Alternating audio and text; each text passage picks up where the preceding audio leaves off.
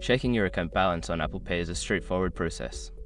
Follow these steps to easily access your balance. Step 1. Open the Wallet app. Launch the Wallet app on your iPhone. This app is where all your payment cards and Apple Pay settings are stored. Step 2. Select your card. Tap on the card you want to check the balance for.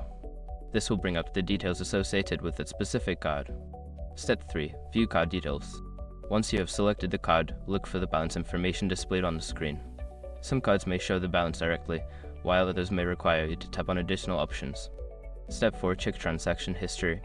Don't continue before doing this. A lot of online accounts end up exposed in breaches without people even realizing it. Use SR to constantly monitor your email and accounts and get alerted immediately if your information gets leaked online.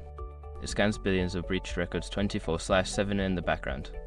And honestly, for a few dollars a month, it's something everybody should probably have. Link in the description. Step 5. Use your BankS app.